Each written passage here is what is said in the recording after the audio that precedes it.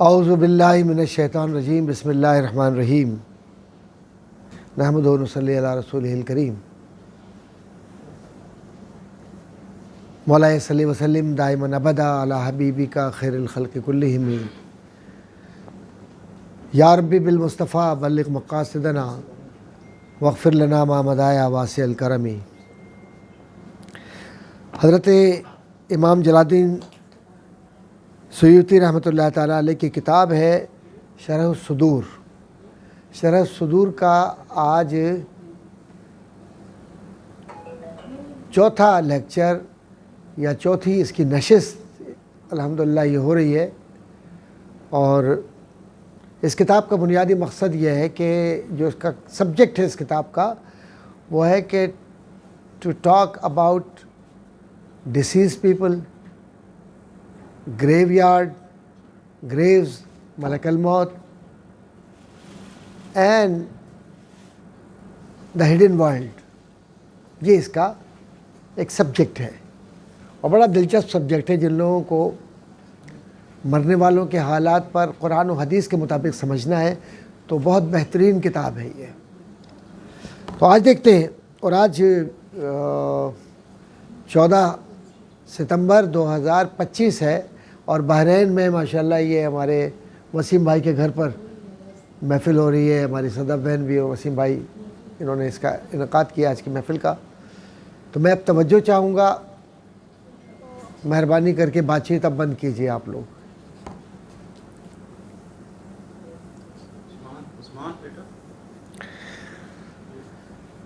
بسم اللہ الرحمن الرحیم۔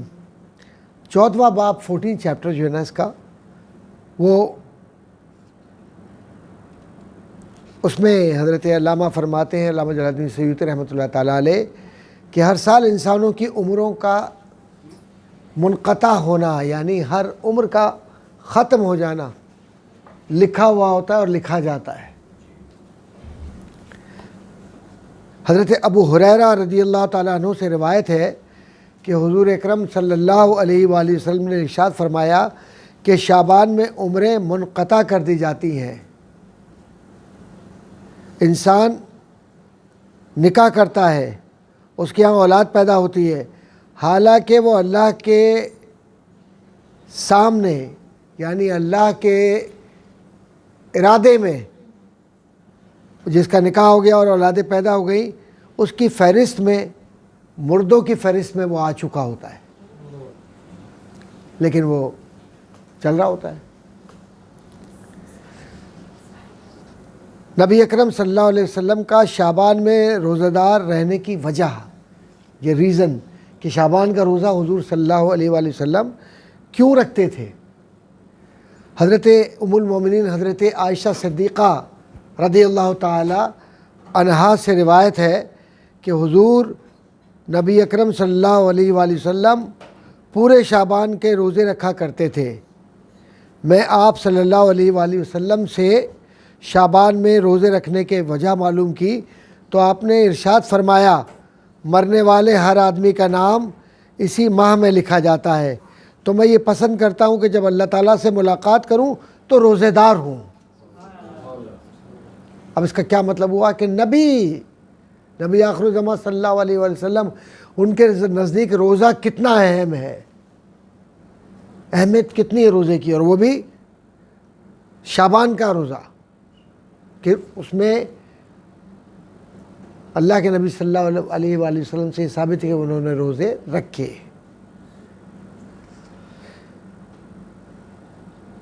روایت میں یہ ہے کہ عطا بن یسار بیان کرتے ہیں کہ جب نصف یعنی آدھی شعبان کی رات ہوتی ہے، آدھی شعبان کی رات ہوتی ہے، تو ملک الموت کو ایک صحیفہ دیا جاتا ہے۔ صحیفہ کا مطلب ایک بکلیٹ دی جاتی ہے،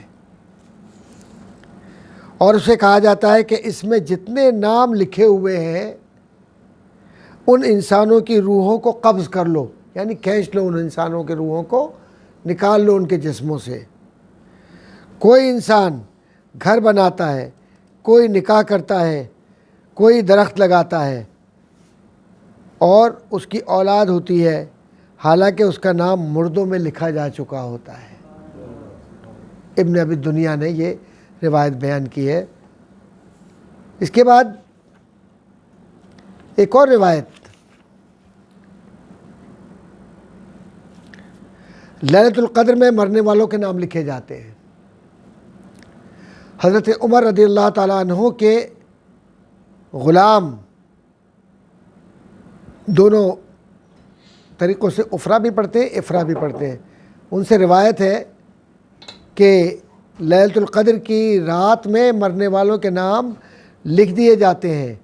انسان درخت لگانے میں، نکاح کرنے میں اور کاموں میں مصروف ہوتا ہے، جبکہ اس کا نام مردوں میں لکھا گیا ہوتا ہے، وہ مردہ ہو چکا ہوتا ہے۔ حضرت اکرمہ رضی اللہ تعالیٰ عنہ سے روایت ہے کہ 15ویں شعبان المعظم سے لے کر دوسرے شعبان تک تمام امور طے پاتے ہیں۔ زندہ انسانوں اور مردوں کی فہرست تیار ہوتی ہے کہ کون زندہ رہے گا اور کون مردہ ہوگا، اور حاجیوں کی فہرست بھی اسی دن تیار ہوتی ہے کہ کون کرے گا حج۔ پھر اس میں نہ تو کوئی زیادتی کی جاتی ہے نہ ہی کمی کی جاتی ہے۔ جو فہرست بن گئی اس میں وہی لوگ حج کریں گے، جو فہرست بن گئی اس میں وہی جئیں گے، اور جو فہرست بن گئی اسی میں وہ لوگ دنیا سے چلے جائیں گے۔ حضرت عقبہ بن عامر رضی اللہ تعالیٰ عنہ سے روایت ہے کہ حضور اکرم صلی اللہ علیہ وآلہ وسلم نے فرمایا، انسان کی موت کا علم سب سے پہلے ایک فرشتے کو دیا جاتا ہے۔ علم کے سب سے پہلے انسان کے مرنے کا جو علم ہے کہ کون مر رہا ہے، اس کا علم کس کو دیا جاتا ہے؟ فرشتے کو دیا جاتا ہے، جس کا نام حافظ ہے۔ اس فرشتے کا نام حافظ ہے، کیونکہ وہ بندوں کے عمل کو لے کر چڑھتا ہے اور بندوں کا رزق وہی لاتا ہے۔ جو حافظ فرشتہ ہے وہ یہ کام کرتا ہے۔ جب بندے کا رزق ختم ہو جاتا ہے تو اسے معلوم ہو جاتا ہے کہ اب یہ مرنے والا ہے۔ مستدرک کی روایت ہے جو بہت معتبر روایت ہے، اور ابن ابی دنیا کی روایت ہے، یہ بھی معتبر کتاب ہے۔ محمد بن حماد سے روایت ہے کہ عرش الہی کے نیچے ایک درخت ہے، اس میں ہر مخلوق کا پتہ لکھا ہوا ہے، ایڈریس لکھا ہوا ہے۔ تو جس بندے کا پتہ، میں معافی چاہتا ہوں، اس روایت کو ہم روک دیتے ہیں ابھی۔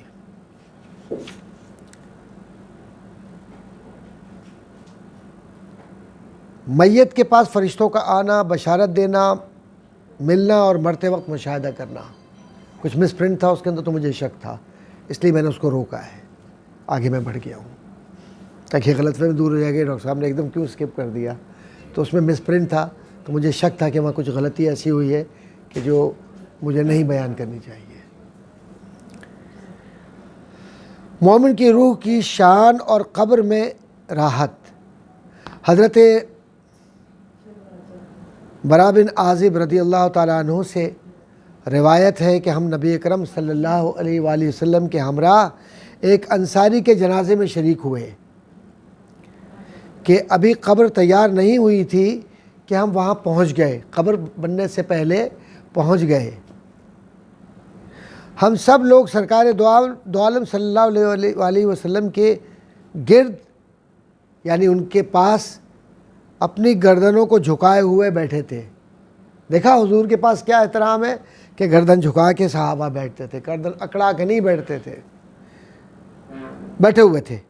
اور آپ کے دست مبارک میں ایک لکڑی تھی، ہاتھ میں آپ کے ایک لکڑی تھی جس سے آپ زمین کورید رہے تھے، یعنی زمین کو ایسے ایسے کر کے اس کو کھود رہے تھے، ہلکے ہلکے ایسے کر کے زمین کو۔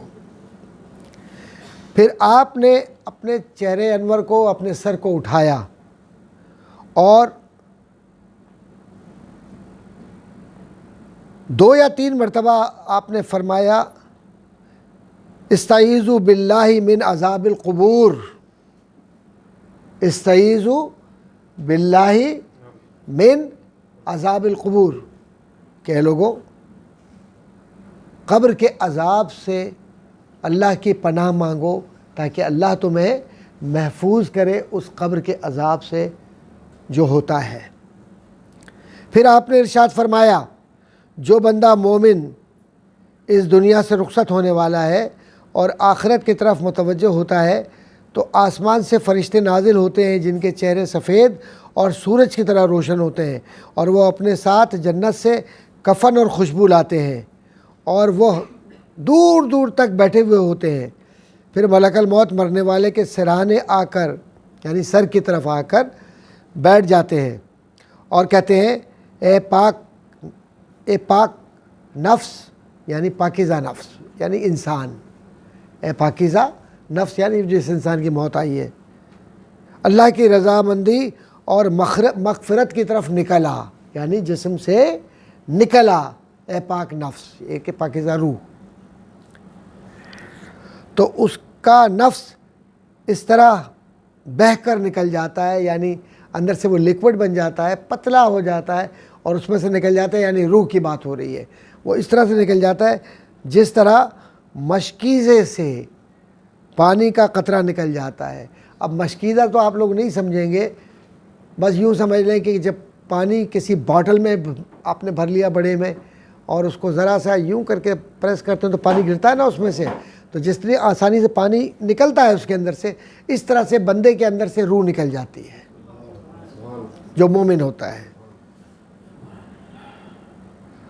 پھر اس کو جنتی کفن پہنا دیا جاتا ہے اور خوشبو میں رکھ لیتے ہیں، پھر اس سے روئے زمین کی بہترین مشک کی سی خوشبو مہکتی ہے، یعنی ایسے محسوس ہوتا ہے کہ جیسے مشک لگا ہوا ہے اس کے پورے جسم پر۔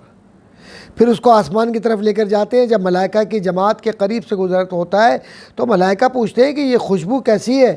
فرشتے اس کا نام بتاتے ہیں جو دنیا میں اس کا عمدہ اور خوبصورت نام تھا، یہاں تک کہ وہ اس کو آسمان دنیا پر لے کر پہنچتے ہیں اور آسمان دنیا کا دروازہ کھلواتے ہیں تو ہر آسمان کے مقرب فرشتے اس کے پیچھے دوسرے آسمان تک آتے ہیں، اس روح کے پیچھے پیچھے دوسرے آسمان تک آتے ہیں، یہاں تک کہ 7ویں آسمان تک پہنچتے ہیں۔ اللہ تعالیٰ فرماتا ہے کہ میرے بندے کے اعمال علیین میں لکھو، علیین کا مطلب پاکیزہ لوگوں میں لکھو، اور اسے زمین کی طرف دوبارہ واپس لے جاؤ۔ کس کو؟ اس روح کو جو روح آسمان تک پہنچی ہے، آسمان تک عرش تک پہنچی ہے، اس کو علیین کا نام لکھوا کے اس کو دوبارہ لے کر جاؤ، کیونکہ میں نے اس کو مٹی سے پیدا کیا ہے اور مٹی میں ہی لوٹاؤں گا۔ پھر وہ مٹی کی طرف لوٹتا ہے، اور مٹی سے ہی دوبارہ اٹھاؤں گا۔ پھر مردہ کی روح سے اس کے جسم دوبارہ، اس کا مردہ کا جو جسم ہے اس میں روح دوبارہ آ جاتی ہے، اور وہ فرشتے اس کو آ کر اٹھاتے ہیں اور پوچھتے ہیں کہ تیرا رب کون ہے؟ تو وہ کہتا ہے میرا رب اللہ تعالیٰ ہے۔ پھر پوچھتے ہیں کہ تیرا دین کیا ہے؟ تو وہ کہتا ہے کہ میرا دین اسلام ہے۔ پھر پوچھتے ہیں کہ یہ شخصیت جو تم میں بھیجے گئے ہیں کون ہے؟ تو وہ کہتا ہے کہ یہ محمد رسول اللہ صلی اللہ علیہ وآلہ وسلم ہے۔ پھر وہ پوچھتے ہیں کہ تمہارا علم کیا ہے؟ تو وہ کہتا ہے کہ میں اللہ تعالیٰ کی کتاب کو پڑھا میں نے اور اس پر ایمان لایا، اس کی تصدیق کی۔ تو آسمان سے پکارنے والا پکارتا ہے کہ میرے بندے نے سچ کہا ہے، اس کے لیے جنت کے فرش بچھا دو۔ تو قبر میں جنت کے فرش بچھ جاتے ہیں اور جنت کا لباس پہناؤ اس کو، اور جنت کا دروازہ کھول دو تاکہ جنت کی ہوائیں اور خوشبو قبر میں آئے۔ اس کی قبر کو جہاں جہاں تک نگاہ پہنچتی ہے اس کو وسیع کر دو۔ اور یہ یاد رکھیے گا، یہ آسمان سے جو ندا آ رہی ہے یہ فرشتوں کو کہا جا رہا ہے کہ تمہاری نگاہ جہاں جہاں تک پہنچے۔ ہاں، یہ انسان کو نہیں کہا جا رہا ہے کہ تمہاری نگاہ یہاں تک پہنچ رہی ہے تو یہاں تک اس کو اتنا کھول دو۔ مراد کیا ہے کہ فرشتے کی نگاہ کہاں ہے؟ کہیں بھی ہو، وہ مرکز اس کا مکہ اور مدینہ ہے، اس کی نگاہ وہاں جاتی ہے۔ تو یاد رکھو اللہ والوں کی قبریں جب کشادہ ہوتی ہیں مومنین کی تو مکے اور مدینے سے کنیکٹ ہو جاتی ہیں۔ بھائی کچھ بات سبحان اللہ زور سے بولنا ہے، ہاں، تاکہ ہمارے بہن بھائیوں کو پتہ ہو کہ دنیا میں جو بحرین میں بیٹھے ہوئے لوگ ہیں وہ جاگے ہوئے لوگ ہیں، سن رہے ہیں۔ اللہ اکبر، نقطہ نکلا اس کے اندر سے۔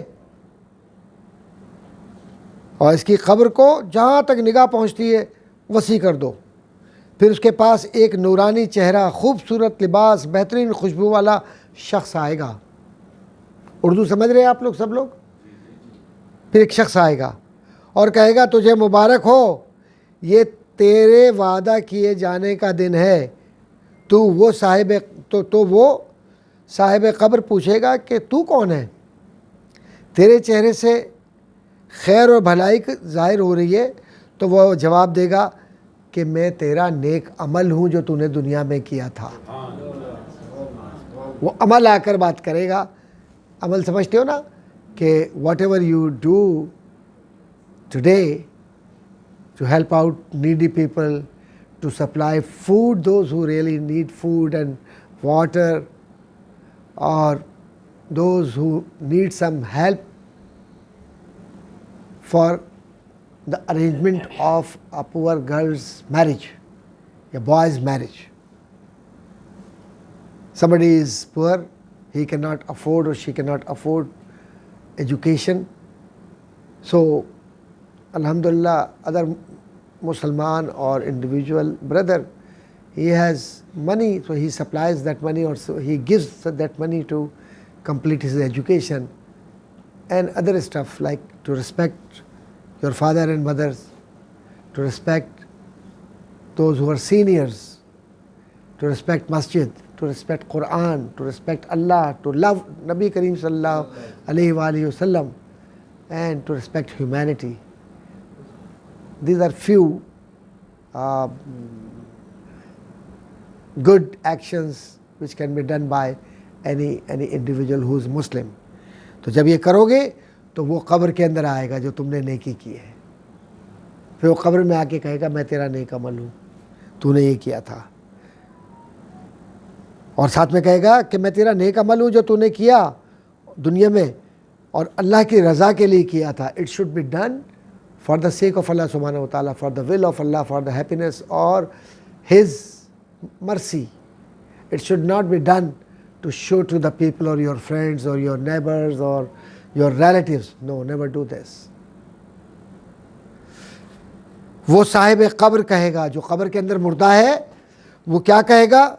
وہ کہے گا یا اللہ قیامت قائم کر دے, قیامت لے آ میرے رب, تاکہ میں اپنے گھر والوں کو بتا سکوں کہ دیکھو کہ قرآن اور حدیث نے جو وعدہ کیا تھا اللہ نے وہ آج پورا کر دیا ہے. میں اپنے زندوں کو بتا سکوں, کیونکہ ان کو پتہ نہیں ہے کہ اس کا کتنا ثواب, اس کا کتنا اجر اور کتنا اس کا فائدہ قبر میں ملتا ہے.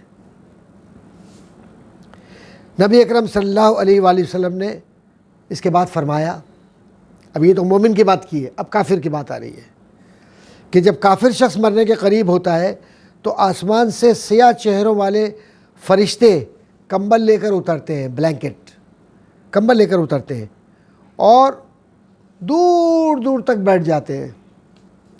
پھر ملک الموت اس کے سرانے بیٹھ جاتا ہے اور ملک الموت بیٹھ جاتے ہیں اور آ کر کہتے ہیں کہ اے خبیث روح, اللہ کے غضب اور ناراضگی کی طرف نکل آ.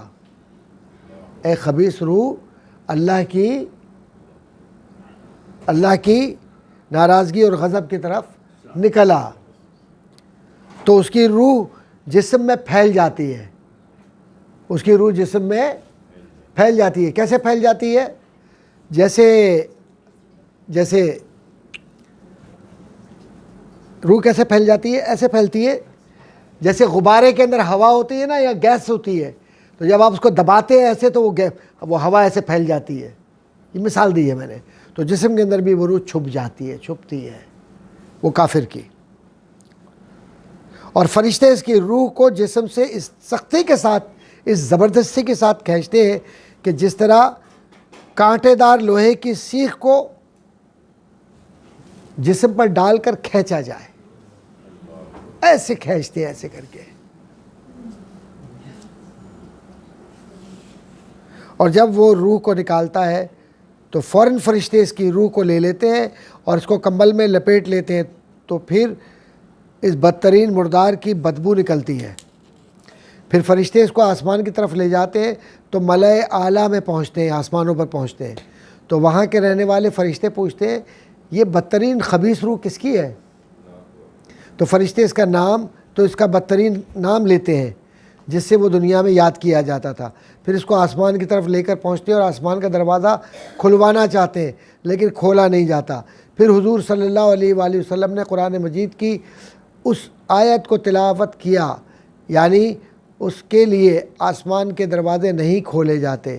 پھر اللہ تعالیٰ کا حکم ہوگا کہ اس کا نامہ اعمال سجلین میں یا سجین میں لکھو، اور اس کو لکھنے کے بعد اس روح کو سجلین میں پھینک دو یا سجیین میں پھینک دو۔ پھر وہ جو زمین کے اندر ہے، یہ نبی کرم صلی اللہ علیہ وآلہ وسلم نے قرآن کریم کی آیت پڑھی جس کا ترجمہ ہے کہ جس نے اللہ تعالیٰ کے ساتھ شرک کیا تو گویا وہ آسمان سے گر پڑا اور اس کو پرندوں نے جھپٹ لیا یا ہواؤں نے دور پھینک دیا۔ اللہ کے نبی نے یہ آیت پڑھی۔ پھر اس کی روح اس کے جسم میں واپس کر دی جاتی ہے۔ پھر وہ 2 فرشتے آتے ہیں، اسے لیٹا ہوا ہے قبر کے اندر، اس کو اٹھا کر بٹھاتے ہیں اور پوچھتے ہیں من ربو کا، تمہارا رب کون ہے؟ تو وہ کہتا ہے ہاں لا ادری، افسوس ہے مجھے نہیں معلوم میرا رب کون ہے۔ پھر فرشتے کہتے ہیں ماں دینو کا، تمہارا دین کیا ہے؟ تو کہتا ہے کہ افسوس ما ادری، میں نہیں جانتا میرا دین کون سا ہے۔ پھر فرشتے پوچھتے ہیں اس شخصیت کے متعلق، میرے سرکار کے لیے، کہ اس شخصیت کے متعلق کیا کہتے ہو، کیا خیال ہے تمہارا جو تمہاری طرف بھیجے گئے تھے؟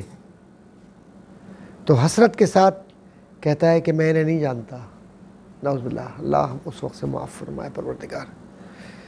تو آسمان سے ایک آواز دینے والا آواز دیتا ہے کہ میرے اس بندے نے جھوٹ بولا ہے، اس کے لیے جہنم کا بچھونا بچھاؤ، جہنم کا لباس پہناؤ اور جہنم کا دروازہ اس کی قبر کی طرف کھول دو۔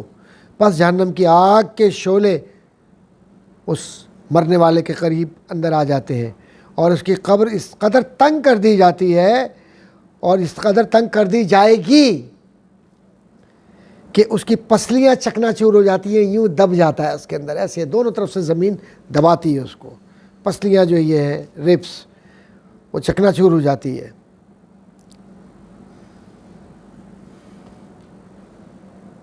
پھر اس شخص کے پاس ایک خوفناک بد شکل بدبودار شخص آئے گا جس کا لباس بھی بدبودار ہوگا اور اس کو کہے گا کیا تو جانتا ہے کہ تجھے وہ عذاب ملے گا جس کا دنیا میں تجھ سے وعدہ کیا گیا تھا؟ تو وہ کافر شخص کہے گا تو کون ہے، کیونکہ تمہارے چہرے سے برائی کے آثار لگ رہے ہیں۔ وہ شخص کہے گا میں تیرا وہ عمل ہوں جو تو نے دنیا میں برائی کی صورت میں کیے تھے۔ تو اس وقت یہ بدکار شخص کہے گا کہ اے رب کیا قیامت نہیں آئے گی؟ قیامت لے آ، جو عذاب ہے اس سے بہتر ہے قیامت آ جائے۔ احمد ابن ابی شیبہ، ابو داؤد، حاکم، ابن جریر، ابن ابی حاتم، بہقی، ان سب نے مل کر اس روایت کو بیان کیا ہے۔ کتنی کتابیں ہیں، کتنی کتابیں ہیں یہ۔ اب آپ سوچیں کہ جو موت کا منظر ہے اس کے اندر کس طریقے سے اللہ تبارک و تعالیٰ نے انسان کو سمجھانے کے لیے وہ جو غیب کی خبریں جو آپ مرنے کے بعد ہوتا، حضور صلی اللہ علیہ وآلہ وسلم نے ان خبروں کو اللہ کی تائید کے ساتھ، میں بار بار کہتا ہوں کہ حضور کو غیب حاصل ہے اللہ کی تائید کے ساتھ، کیونکہ رب نہ دے تو نبی کو بھی نہیں ملتا، تو رب دینے والا ہے اور میرا نبی لیتا ہے اور لے کر بتلا دیتا ہے کہ دیکھو یہ کام کرو اور یہ کام نہ کرو۔ تو جی انشاءاللہ ہم نماز عشاء پڑھیں گے، تو ابھی کافی وقت ہے اب تو ماشاءاللہ، تو وضو جس کو کرنا ہو وضو وغیرہ کر لیں اور ابھی یہ گفتگو مکمل ہو جائے اس کے بعد پھر انشاءاللہ ہم پڑھ لیتے ہیں نماز۔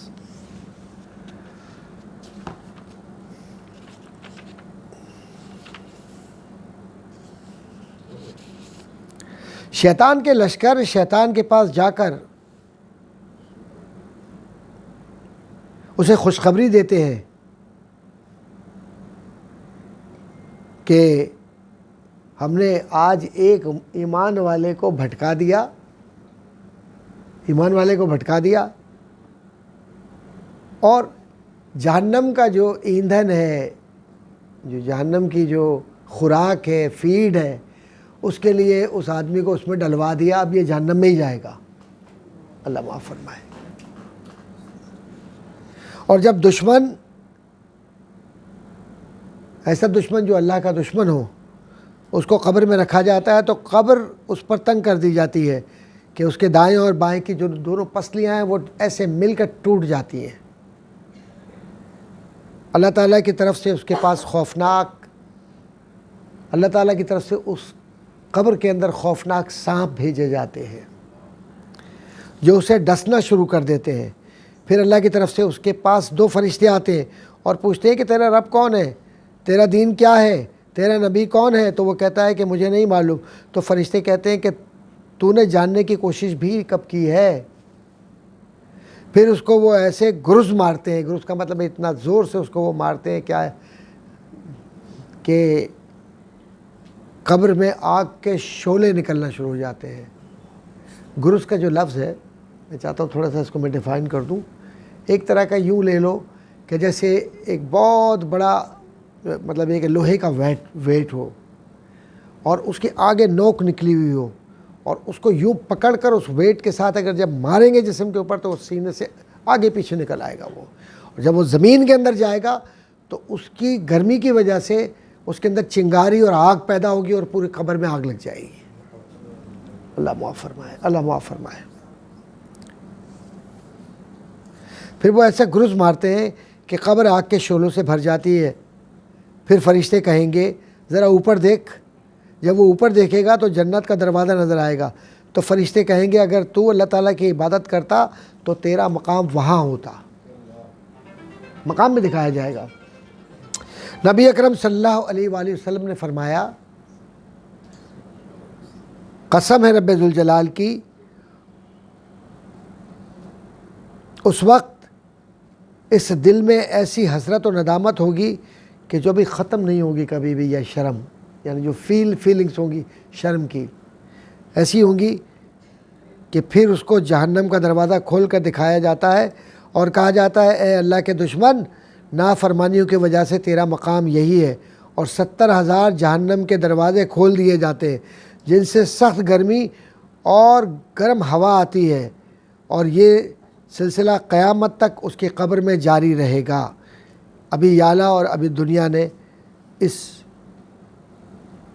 روایت کو بیان کیا ہے۔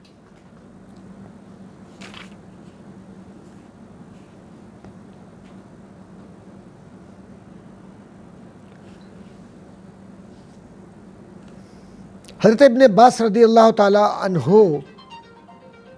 کے اس فرمان میں کہ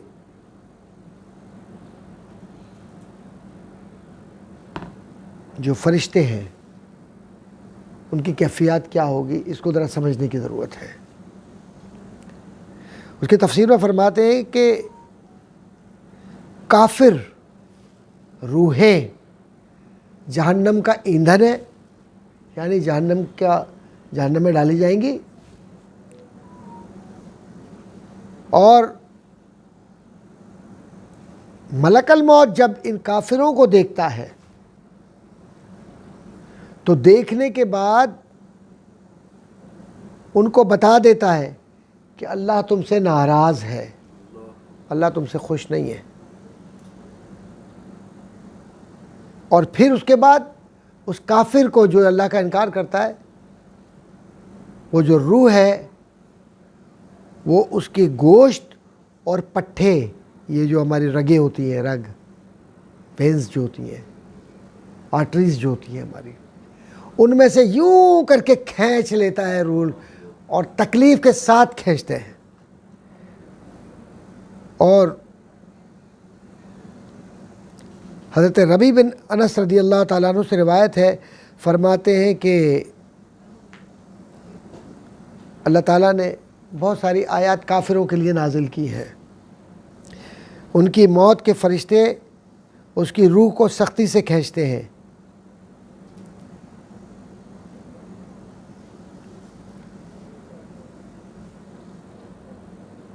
حضرت عبد الرحیم ارمنی اپنی سند سے روایت کرتے ہیں کہ حضرت ضحاک رضی اللہ تعالی رحمۃ اللہ تعالیٰ علیہ کہتے ہیں کہ جب مومن انسان مرتا ہے اس کی روح مقربین کے ساتھ آسمان کی طرف جاتی ہے. راوی کہتے ہیں کہ میں نے دریافت کیا کہ مقربین کون ہیں؟ تو انہوں نے جواب دیا کہ جن کا مرتبہ دوسرے آسمان سے قریب ہے، پھر یکے بعد دیگرے تمام آسمانوں سے گزرتے ہیں اور سدرۃ المنتہا تک پہنچتے ہیں، اور اسی جگہ اللہ کے حکم کے ساتھ ہر چیز رک جاتی ہے. تو فرشتے عرض کرتے ہیں کہ اے پروردگار، یہ تیرا فلاں بندہ ہے، حالانکہ اللہ تعالیٰ سب جانتا ہے. پھر اسے عذاب سے نجات کی مہر لگا کر سند دے دی جاتی ہے، اور یہی مقصد ہے اللہ تعالیٰ کے اس فرمان کا کہ جس میں مومنین کے لیے خوشخبریاں ہیں. حضرت ابن مسعود رضی اللہ تعالیٰ عنہ سے روایت ہے کہ معراج کی رات نبی اکرم صلی اللہ علیہ وآلہ وسلم نے جب سدرۃ المنتہا پر ملاحظہ فرمایا تمام چیزوں کو اور جہاں روحیں پہنچتی ہیں، تو آپ سے کہا گیا کہ یہ سدرہ ہے، اس جگہ آپ کے ہر امتی کی روح پہنچتی ہے. ابن ابی حاتم اور جریر نے ان روایات کو بیان کیا ہے.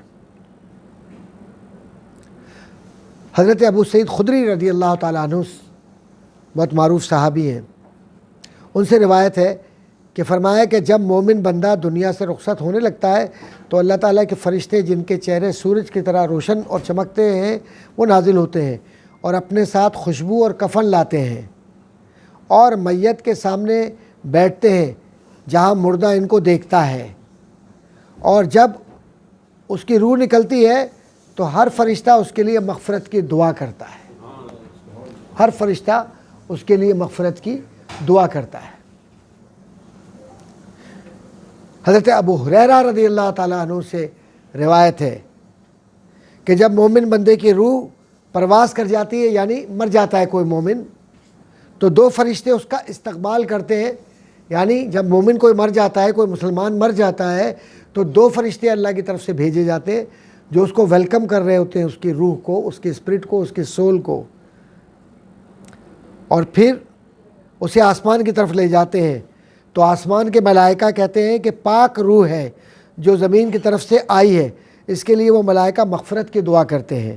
پھر اس کو اللہ تعالیٰ کی بارگاہ میں پیش کیا جاتا ہے، تو اللہ تعالیٰ فرماتا ہے اسے قیامت تک کے لیے لے جاؤ. اور جب کوئی کافر مر جاتا ہے تو اس سے بدبو نکلتی ہے اور ملائکہ اس پر لعنت کرتے ہیں.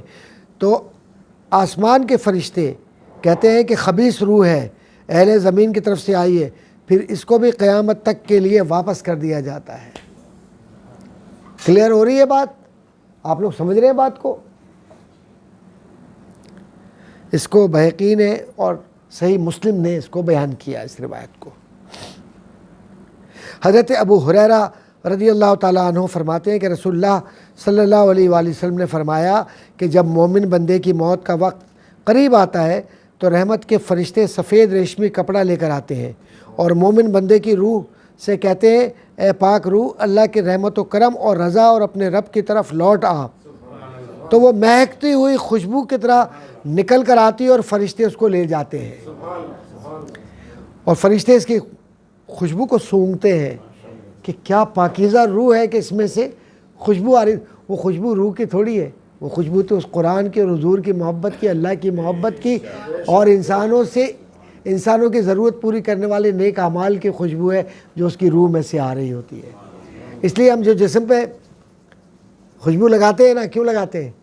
تاکہ ہمارے جسم کا پسینہ، اس کی بدبو کسی کو نہ آئے، اس لیے لگاتے ہیں نا کہ ہمارے جسم سے کوئی قریب آئے تو اس کو اچھا لگے کہ بھائی اس کے جسم سے خوشبو آ رہی ہے. تو وقتی طور پر، وعلیکم السلام ورحمۃ اللہ، وقتی طور پر آپ جب خوشبو لگا کر پسینے کی آپ اپنے دوستوں کے اندر فیوریٹ ہو جاتے ہیں، وقتی طور پر آپ خوشبو لگا کر اپنے دوستوں میں فیوریٹ ہو جاتے ہیں. لیکن جب نیک اعمال آپ کرتے ہیں تو آپ کی روح کو ایسی خوشبو لگ جاتی ہے کہ قبر سے بھی خوشبو آتی ہے. یہ اللہ والوں کی بات ہے جن کے اعمال مضبوط ہیں. وہ دکھاوے کے نہیں ہے کہ کسی کو ایک چائے پلا دی تو 200 آدمیوں سے کہہ رہے ہیں میں نے اس کو چائے پلائی ہے, اس کی بیٹی کی شادی ہونی تھی, وہ بیٹی کو میں نے 200 روپے دے دیے, اس کے 5000 روپے کی مدد کر دی ہے اپنے غریب رشتہ دار. اچھا وہ بالکل یار وہ مر رہا تھا نا, بڑی طبیعت خراب تھی اس کی, تو میں نے سوچا کہ چلو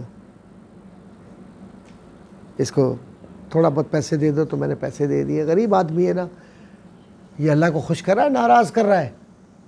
ناراض کر رہا ہے اللہ کو. اگر کسی کی مدد کسی کو آپ کرتے ہیں اور آپ اس کو جا کے دنیا میں بتاتے ہیں تو یہ اللہ کو خوش کر رہے ہیں ناراض کر رہے ہیں؟ اردو سمجھتے ہیں آپ؟ ہاں, so try to understand what I'm conveying you. Okay. ماشاء اللہ, گڈ, آئی اپریشیٹ. ماشاء اللہ یہاں بامبے کے بھی لوگ ہیں, پاکستان کے لوگ بھی ہیں, ہندوستان کے لوگ بھی ہیں, دیگر احباب بھی سب بیٹھے ہوئے ہیں, خاص طور پہ نوجوان بیٹھے ہوئے ہیں. یہ خوشی کی بات ہے. تو اس کو بھی ذرا چیک کر لیں, یہ کیا یہ اسکرین اس کی.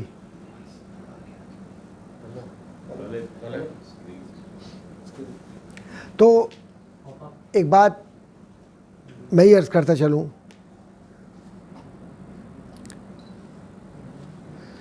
پھر یہ روح آسمان کی طرف جاتی ہے, تو جس آسمان پر وہ پہنچتی ہے اس آسمان والے کہتے ہیں کہ کیا پاکیزہ روح ہے, اہل زمین کی طرف سے آئی ہے. پھر اس کو مومن لوگوں کی ارواح کی جگہ لے جاتے ہیں کہ جس طرح گمشدہ شخص کے مل جانے پر گھر والوں کو خوشی ہوتی ہے, اس سے زیادہ مومن لوگوں کی روحیں ایک دوسرے سے مل کر خوش ہوتی ہیں. رشتہ دار تو وہ ہوتے ہیں نا اصل, یہ رشتہ دار تھوڑی ہے. رشتہ داری تو وہاں ہے پاکیزہ روحوں کے ساتھ, یہ میچ وہاں کرتی ہے. اور پھر اس سے پوچھتے ہیں کہ فلاں بن فلاں کا کیا حال ہے, تمہاری ابھی روح آئی ہے, تم آئے ہو ابھی ہمارے اندر, تم یہ تو بتاؤ وہ فلاں بن فلاں جو ہے وہ فلاں آدمی کیسا ہے, وہ کیسا ہے وہ آدمی. تو وہ روح کہتی ہے کہ اسے چھوڑ دو, وہ دنیا کے غموں سے عنقریب نجات حاصل کر لے گا. اور بعض کے بارے میں روح کہتی ہے کہ فلاں شخص کا انتقال ہو گیا ہے, کیا وہ تمہارے پاس نہیں آیا؟ تو وہ روحیں جواب دیتی ہیں کہ اس کا تذکرہ چھوڑو, وہ تو اپنے ٹھکانے جہنم میں چلا گیا. یعنی روح پہچانتی ہے, روح کو یہ علم ہے کہ کون جہنمی ہے کون جنتی ہے.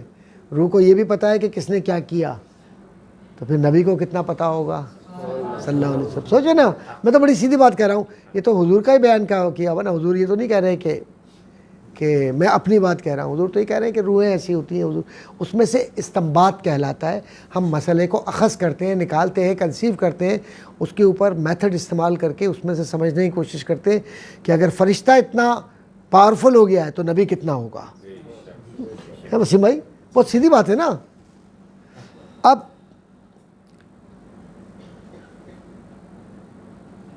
جہنم میں چلا گیا وہ آدمی, اس کو پتہ ہے روح کو.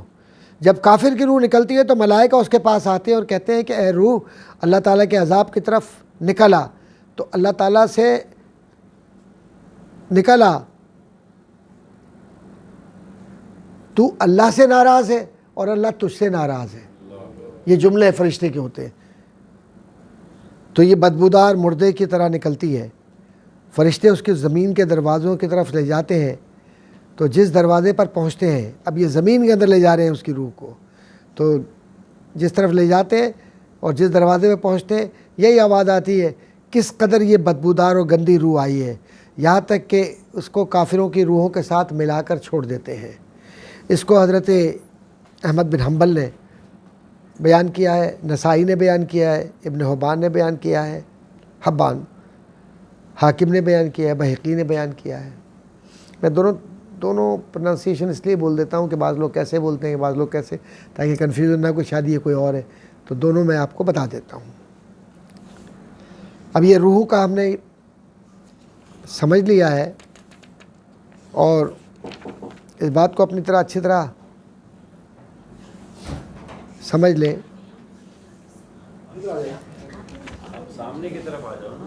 کہ یہ جنتی روح اور جہنمی روح, ان دونوں کو اللہ تبارک و تعالیٰ نے کس طریقے سے راحت دی ہے اور کس طرح سے اس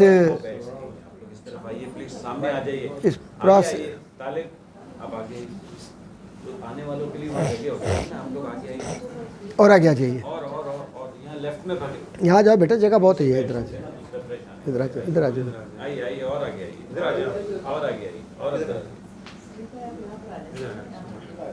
اچھا جناب توجہ دیں. حضرت ربیع بن حراش رحمۃ اللہ تعالیٰ علیہ سے روایت ہے کہ فرماتے ہیں کہ ایک دن جب میں گھر میں پہنچا تو مجھے اطلاع ملی کہ میرا بھائی مر گیا ہے, اور میں دوڑ کر اس کے پاس گیا تو کیا دیکھا کہ وہ زمین پر پڑا ہوا ہے اور وہ کفن میں لپیٹ دیا گیا ہے. میں نے یہ دیکھا, میں اس کی سر کی طرف کھڑے ہو کر استغفار پڑھتا رہا, انا للہ و انا الیہ راجعون پڑھتا رہا. تو میرے فوت شدہ بھائی نے کپڑا اٹھا کر کہا, انتقال ہوا ہے, کپڑا اٹھا کر کہا, وہ جو کفن پہنا دیا تھا اس میں سے کپڑا اٹھا کر کہا, السلام علیکم. اگر عام حالات میں کوئی مردہ,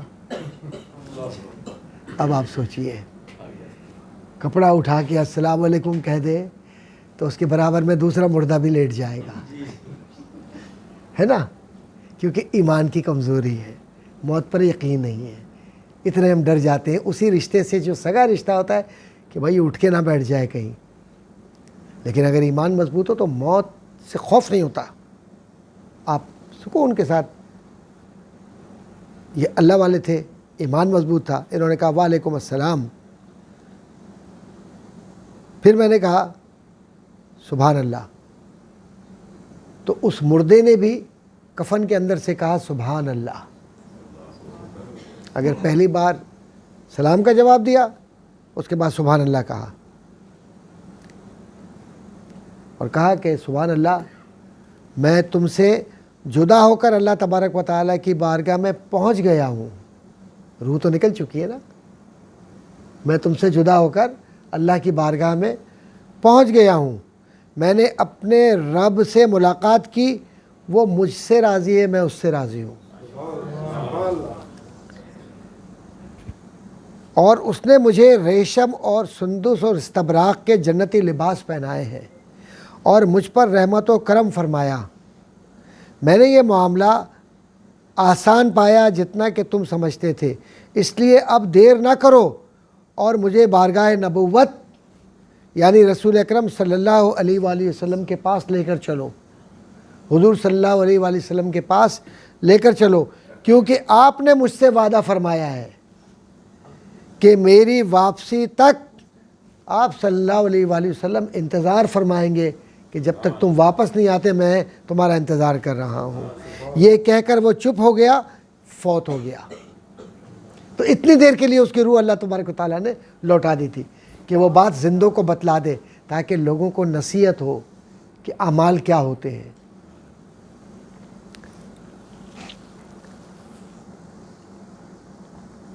حضرت عائشہ صدیقہ رضی اللہ تعالیٰ عنہا کو ربیع کے مرنے کے بعد گفتگو کے بارے میں علم ہوا. یہ جو بھی بات کہہ رہے تھے, یعنی بات آپ تک پہنچی. حضرت عائشہ صدیقہ ام المومنین حضرت عائشہ صدیقہ رضی اللہ تعالیٰ عنہا تک یہ بات پہنچی کہ ربیع کے جس کا انتقال ہو گیا اس نے گفتگو کی. حضرت عائشہ صدیقہ رضی اللہ تعالیٰ عنہ نے فرمایا کہ میں نے نبی اکرم صلی اللہ علیہ وآلہ وسلم کو یہ فرماتے ہوئے سنا تھا کہ میری امت میں ایک شخص مرنے کے بعد ضرور بات کرے گا. ابو نعیم کہتے ہیں یہ حدیث صحیح اور مشہور ہے.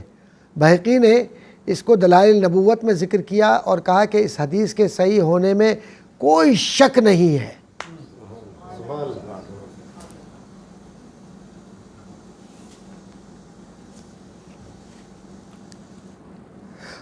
حضرت مورق اجلی رحمۃ اللہ تعالیٰ علیہ سے روایت ہے کہ ہم ایک شخص کی عیادت کے لیے گئے. کوئی بیمار ہوتا ہے, جب اس کو دیکھنے جاتے ہیں, وزٹ کرتے ہیں, تو اس کو عیادت کہتے ہیں اردو میں.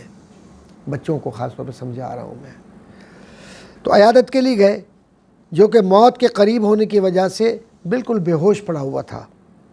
ہم نے دیکھا کہ اس کے سر سے ایک نور نکل کر مکان کی چھت کو پھاڑتے ہوئے آسمان کی طرف چلا گیا. پھر اس کی ناف سے بھی نور نکلا. پھر وہ شخص ہوش میں آ گیا. ہم نے اس سے پوچھا کہ جو معاملہ تجھ سے ہوا کیا تجھ کو اس کا پتہ ہے کہ یہ سب کچھ کیا ہوا ہے؟ اس نے کہا ہاں مجھے معلوم ہے کہ جو نور میرے سر کی طرف سے نکلا تھا وہ قرآن کریم کی 14 آیات جو میں پڑھتا تھا اس کا نور تھا جو نکلا تھا. اور جو نور میری ناف سے نکلا تھا وہ آیت سجدہ کا نور تھا کہ جب جب آیت سجدہ میں پڑھتا تھا میں سجدہ کرتا تھا اس کا نور مجھ میں آ گیا تھا.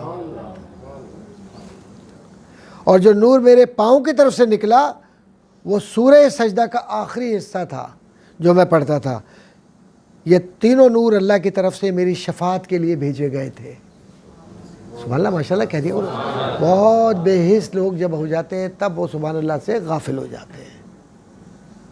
اور شاید یہ ہے کہ میں بغیر پیسوں کے پڑھا رہا ہوں اس لیے کوئی قدر نہیں ہے.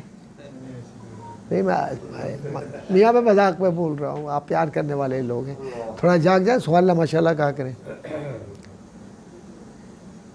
اور یہ تینوں نور اللہ کی طرف سے، اللہ تبارک و تعالیٰ کی طرف سے میری شفاعت کے لیے پیدا کیے گئے تھے. پتہ کیا چلا اس سے؟ مسئلہ کیا نکلتا ہے؟ مسئلہ نکلتا ہے کہ جو قرآن کریم پڑھتا ہے اور قرآن کریم کو محبت سے پڑھتا ہے تو وہ ایک خاص اس کو، جو ہم کہتے ہیں نا اکثر و بیشتر ہمارے یہاں یہ ہوتا ہے، ارے صاحب آپ یہ وظیفہ کیوں کر رہے ہیں؟ اب یہ لفظ وظیفہ، اب یہ وظیفہ جو ہے نا یہ پیری مریدی کے ساتھ خاص ہو گیا.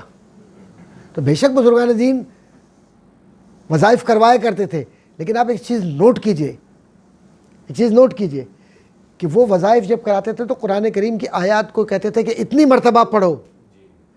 تو جب وہ اتنی مرتبہ پڑھیں گے تو اس کی ریپیٹیشن سے خاص جسم میں گرمی پیدا ہوتی ہے اور اس گرمی سے نور پیدا ہوتا ہے جسم کے اندر. یہ ہے راز اس کا. آئی کوئی سمجھ بات؟ یہ اس حدیث سے، اس تفصیلی بات سے یہ جو مسئلہ نکلتا ہے کہ آپ کو کہتا ہے اللہ نور السماوات والارض، اللہ نور السماوات والارض، اللہ نور السماوات والارض، وہ پڑھ رہا ہے. آپ آنکھیں بند کر کے پڑھتے جائیے، آنکھیں بند کر کے پڑھتے جائیے، آپ کو ایسا محسوس ہوگا جیسے آپ کے جسم میں آسمان سے نور اتر رہا ہے. کیونکہ یہ نور تھیراپی ہے جو جسم کو ہر بیماری سے بچا کر، جو بیماری ہے اس کو ختم کر کے آپ کو ایک طرح سے مکمل صحت مند بنا رہی ہے. اور پھر اسی کا نور بھی پیدا ہو رہا ہے. اب یہ بتاؤں میں آپ کو کہ یہ نور کیسے پیدا ہوتا ہے. ہر آیت کے کچھ غلام ہوتے ہیں تصوف میں جو بزرگان دین نے لکھے، ان کو موکل کہتے ہیں. تو ہر لفظ کا ایک موکل ہے. تو جب آپ ریپیٹ کر کر کے پڑھتے ہیں نا تو وہ موکل آپ کے ساتھ اس کو پڑھ رہا ہوتا ہے اور اس کی وجہ سے آپ کے جسم کے اندر ایک طرح کا دائرہ بننا شروع ہوتا ہے. جب دائرہ بنتا ہے، وہ جو سرکل بنتا ہے آپ کا یا ایک سائیکل ہو جاتا ہے اس کا، تو وہ اتنا تیز ہو جاتا ہے کہ آپ کے جسم کے اندر وہ نور گردش کر کے جب آپ ختم کرتے تو وہ گولائے میں جا کے جس جگہ رکتا ہے وہیں سے وہ نور آپ کے جسم کا حصہ بنتا ہے. اور جب بھی آپ پڑھتے ہیں وہیں وہ دوبارہ ریپیٹ ہو کر اسی جگہ جا کے رکتا ہے، پھر وہیں رکتا ہے، پھر وہیں رکتا ہے. جیسے آپ نے کوئی ایک مشین بنائی، اس کو آپ نے کمانڈ دے دی 3 سیکنڈ کی، تو وہ 3 سیکنڈ تک گول گھوم کر اسی جگہ جا کے رک جائے گا جس جگہ کی آپ نے کمانڈ دی ہے. تو انسان اگر یہ کر سکتا ہے تو میرے رب کا کلام تمہارے وجود میں ایک پورا نورانی حلقہ بنا کر تمہارے جسم کو شیطان سے کیوں نہیں بچا سکتا؟ اب آپ کو سمجھ میں آئی یہ فلسفہ کہ بزرگان دین کیوں ریپیٹ کرواتے ہیں کہ اتنی مرتبہ پڑھو اپنے مریدوں کو، اپنے محبت کرنے والوں کو، اپنے معتقدین کو. اس کی بنیادی وجہ یہ ہے کہ قرآن کریم کی ان آیات کو جب آپ ریپیٹ کرتے ہیں تو آپ میں نور پیدا ہوتا ہے. اور وہ نور آپ کو کیسے؟ مثال کے طور پر آپ کی کمر میں درد ہے، آپ ڈاکٹر سے دوا لیتے ہیں. میں مثال دے رہا ہوں، ڈاکٹر سے دوا لیتے ہیں، آپ کو ڈاکٹر دوا دیتا ہے، آپ کہاں سے کھاتے ہیں؟ منہ سے کھاتے ہیں. اتر کے کہاں جاتی ہے؟ پیٹ میں. پیٹ میں کہاں جاتی ہے؟ آنتوں میں. آنتوں میں جا کے رک گئی. اب وہ وہاں پر ڈائلوٹ ہو گئی نا. اس کے بعد اس کو کیسے پتا کہ تمہاری کمر میں درد ہے؟ وہ وہیں جا کے ہٹ کرتی ہے اور کمر کا درد ٹھیک ہو جاتا ہے. بتاؤ مجھے کیسے بتا؟ اس لیے کہ اس کے اندر ایک دوا تھی نا, وہ دوا اثر کر گئی اور وہ اس جگہ جا کر کمر کے اندر درد کو ٹھیک کر دیا. تو جب کسی بیماری کے لیے میرے رب کے کلام کو پڑھتے ہو تو جہاں جس مقصد کے لیے پڑھ رہے ہو اسی مقصد پر جا کر وہ پہنچ کر اس مقصد کو پورا کرتا ہے میرا رب. یہ ہے میرے رب کا کلام. تو یہ جو اسپریچول ہیلنگ ہوتی ہے نا, لیکن اسپریچول ہیلر وہ ہونا چاہیے جو آپ سے پیسہ نہ مانگے, جو لالچ نہ رکھے, جو کوئی خلاف شریعت حکم بچیوں کو نہ دے, بچوں کو نہ دے, کوئی ایسا کام جو شریعت کے خلاف ہو علاج کے اندر نہ کرے.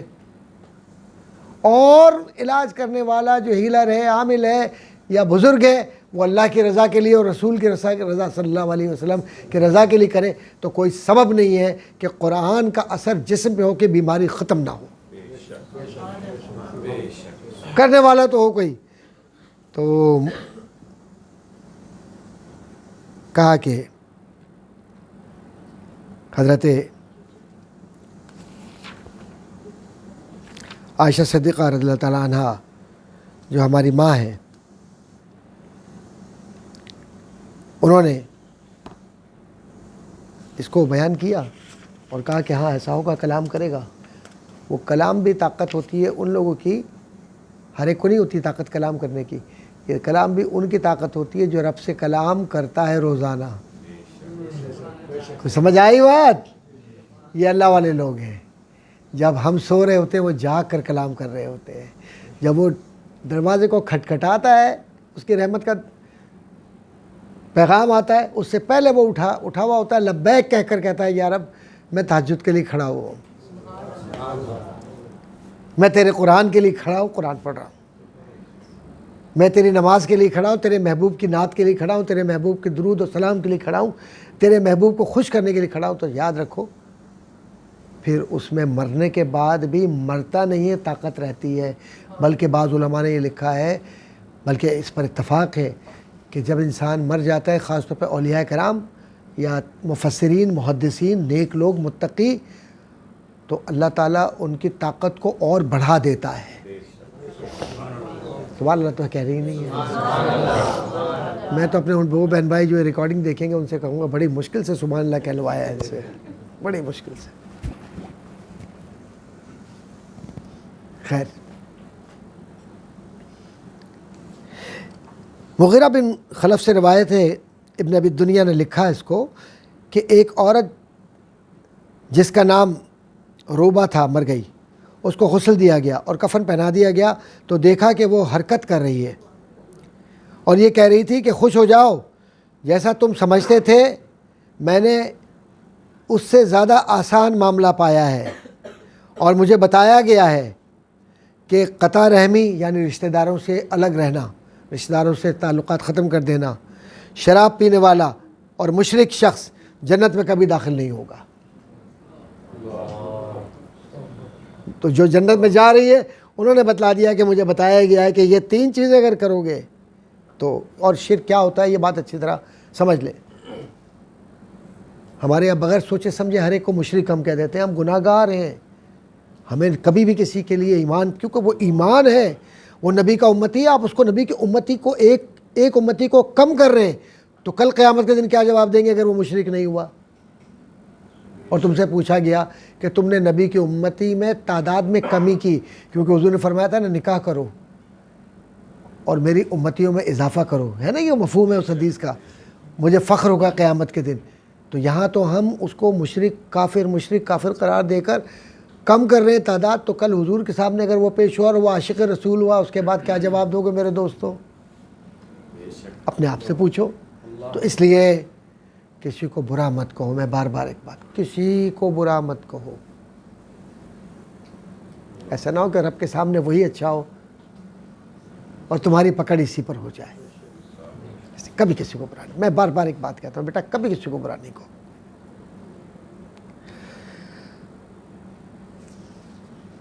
حضرت حارث غنوہ ربیع بن حراش رحمۃ اللہ تعالیٰ علیہ ان سے روایت ہے حارث بن غنوہ سے کہ ربی بن حراش رحمۃ اللہ تعالیٰ علیہ نے قسم کھائی کہ میں اس وقت تک نہیں ہنسوں گا اور نہ ہی ہنسنے میں دانت نظر آئیں گے جب تک مجھے یہ معلوم نہ ہو جائے کہ آخرت میں میرا ٹھکانہ کہاں ہوگا. تو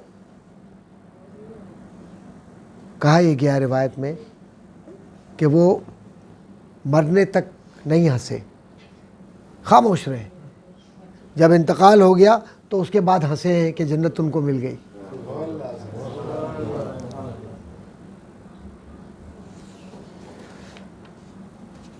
اسی طرح سے عبد الملک اور حجاج بن یوسف کے مرنے کا حال بھی بیان کیا گیا ہے.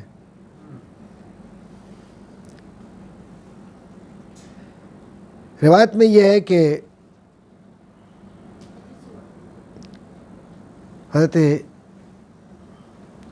رسالت مآب صلی اللہ علیہ وسلم نے جو باتیں کی ہیں وہ لوگوں نے پریکٹس کی اور انہیں پتہ چلا کہ واقعی کتنی تکلیف ہوتی ہے موت میں.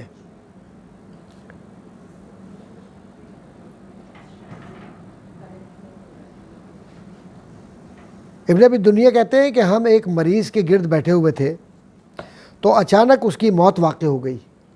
مرض میں تھا وہ, اچانک مر گیا. ہم نے اس کو کپڑے میں لپیٹ دیا اور کفن دفن کے سامان کے لیے آدمی کو بھیج دیا. جب ہم اس کو غسل دینے کے لیے گئے تو اس میں کچھ حرکت پیدا ہوئی, موومنٹ پیدا ہوئی. ہم نے کہا سبحان اللہ, ہم تو یہی سمجھ رہے تھے کہ یہ تو مر گیا ہے. اس نے کہا کہ ہاں میں مر چکا ہوں, میں مر چکا ہوں اور مجھے قبر میں پہنچایا گیا اور مجھے ایک حسین و جمیل اور خوشبودار شخص نے قبر میں رکھ کر کاغذوں سے ڈھانپ دیا ہے. اتنے میں ایک بدشکل اور بدبودار سیاہ عورت آئی تو اس نے اس بزرگ شخص کے سامنے میرے گناہ گنوانا شروع کر دیے کہ واللہ اس نے ایسا کیا, یہ گناہ کیا, وہ گناہ کیا. تو یہ سب سن کر بہت شرمندگی ہو رہی تھی. میں نے اس خوبصورت نیک آدمی سے کہا کہ میں تجھے اللہ تعالیٰ کا واسطہ دیتا ہوں کہ تو مجھے اور اس کو, یعنی جو عورت برائی کر رہی ہے, اکیلا چھوڑ دو, ہم دونوں کو اکیلا چھوڑ دو. تو انہوں نے, جو خوبصورت آدمی تھا, اس نے ایسے ہی کیا.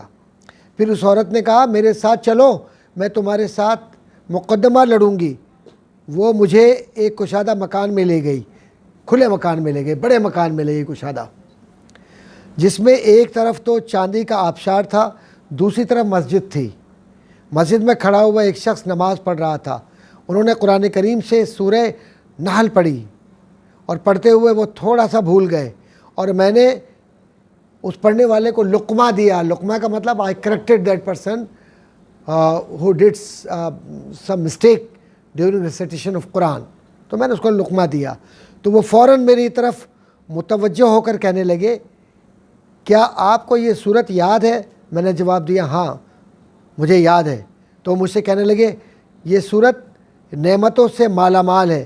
انہوں نے اپنے قریب سے ایک بستہ اٹھایا, ایک بیگ لیا اور اس سے ایک صحیفہ یعنی ایک کتاب نکالی اور اس میں دیکھنا شروع کر دیا ایسے کر کے. صحیفے کے اندر, اس بک کے اندر یا اس لسٹ کے اندر یا اس بکلیٹ کے اندر دیکھنا شروع کر دیا. تو اتنے میں وہ بدبودار سیاہ عورت بھاگ کر آئی اور کہنے لگی اس نے یہ گناہ کیے ہیں. تو اس خوبصورت شخص نے میری نیکیاں شمار کرنا شروع کر دیں. اس نماز پڑھنے والے شخص نے کہا کہ تو یہ شخص جو اللہ تعالیٰ کی بارگاہ میں اس وقت حاضر ہے, اس کو پہچانتی ہے کہ یہ کون ہے, کیا ہے؟ کہا نہیں. کہا جب اللہ نے اس کے کسی ایک ادا پر اس کو معاف کر دیا تو اس کے پیچھے کیوں لگی ہوئی ہے کہ اس کو جہنم میں ڈالا جائے؟ اور یہ کہا گیا کہ ایسا شخص جو عمل کرتا ہے اللہ کی رضا کے لیے کرتا ہے, اگر تھوڑا سا بھی عمل وہ نیکی کا ایسا کر لے تو بعض اوقات گناہ اس کے پیچھے پیچھے چل رہے ہوتے ہیں, وہ سب گناہ معاف کر دیے جاتے ہیں اس نیکی کے عوض جو وہ سچے دل سے کرتا ہے.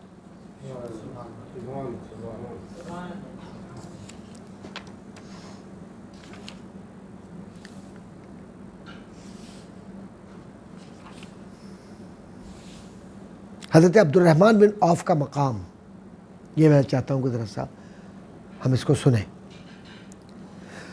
اب ابن ابی دنیا، مستدرک، دلائل النبوہ، ابن عساکر نے اس کو روایت کیا ہے، ساری معتبر کتابیں اور سارے معتبر لکھنے والے۔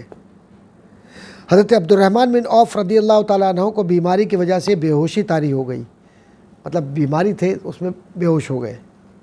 لوگوں نے سمجھا کہ آپ کا انتقال ہو گیا ہے، چنانچہ لوگ اٹھے، آپ کو کپڑے میں لپیٹ دیا۔ کچھ دیر بعد آپ کو ہوش آ گیا اور آپ فرمانے لگے کہ میرے پاس 2 سخت قسم کے فرشتے آئے اور مجھے کہا کہ ہمارے ساتھ چلو تاکہ اللہ تعالیٰ کے سامنے فیصلہ کرائیں۔ وہ مجھے لے کر جا رہے تھے تو راستے میں 2 مہربان فرشتے ملے۔ انہوں نے پوچھا کہاں لے جا رہے ہو اور کہاں جا رہے ہو؟ تو انہوں نے جواب دیا کہ اللہ تعالیٰ کی بارگاہ میں فیصلہ کرنے کے لیے لے جا رہے ہیں ان کو۔ تو ان مہربان فرشتوں نے کہا کہ ان کو چھوڑ دو، کیونکہ پہلے ہی سے اس کی قسمت میں اللہ تعالیٰ نے سعادت مندی، یعنی یہ لکھ دیا ہے کہ یہ جنتی ہے اور یہ بطن مادر سے ہی نیک پیدا ہوا ہے، اس کو چھوڑ دو۔ اس کے بعد 1 ماہ تک آپ زندہ رہے اور بعد میں انتقال ہوا۔ آئی کچھ بات سمجھ میں؟ پہلے تو فرشتوں نے پکڑ لیا، وہ لے گئے کہ اللہ کے سامنے فیصلہ ہوگا کون ہے یہ۔ تو دوسرے فرشتے آ گئے، انہوں نے کہا یہ تو اللہ کا نیک بندہ، اس کو کہاں لے جا رہے ہو؟ 1 مہینے تک پھر زندہ رہے، اس کے بعد انتقال ہو گیا۔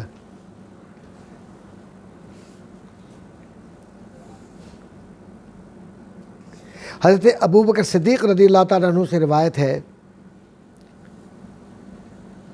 جب کسی کی موت کا وقت قریب آتا ہے تو ملک الموت کو حکم ہوتا ہے کہ اس کے سر کو سونگو، جو مرنے والا ہے اب اس کے سر کو سونگو۔ وہ سونگ کر بتاتے ہیں کہ میں اس کے سر میں قرآن کی خوشبو پاتا ہوں۔ قرآن کی سبحان اللہ تو کہو یار، اللہ کے بندو، قرآن پاک کا ذکر ہو رہا ہے، کوئی سبحان اللہ نہیں کہتا، عجیب لوگ ہو آپ لوگ۔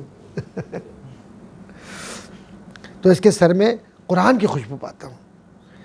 پھر ملک الموت کو حکم ہوتا ہے کہ اس کے دل کو سونگو، تو وہ کہتے ہیں کہ اس کے دل میں روزوں کی خوشبو آتی ہے۔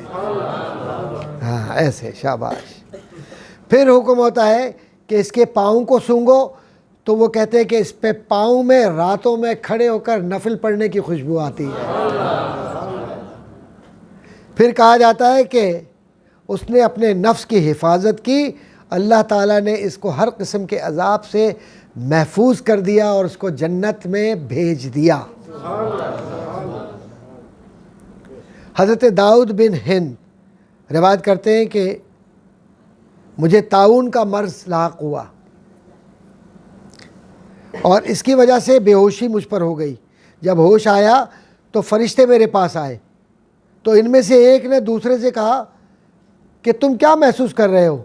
اس فرشتے نے کہا کہ تسبیح و تکبیر اور مسجد کی طرف جانا اور قرآن پڑھنا ہی اس کی کامیابی کی دلیل ہے۔ اب اللہ کے ذکر کی برکت دیکھو، یہ ہم اس کو ضرور غور سے سمجھیں۔ حضرت داؤد بن ہند سخت بیمار ہو گئے، انہوں نے دیکھا، اچھا یہ کوئی معمولی لوگ نہیں جن کے نام سن رہے ہیں آپ، یہ کوئی معمولی لوگ نہیں، بڑے بڑے اللہ والے لوگ ہیں جن کا نام یہاں پر آ رہا ہے۔ ان کو وہی پہچانتے ہیں جو کتابیں پڑھتے ہیں، جو اولیاء کی صحبت میں رہتے ہیں۔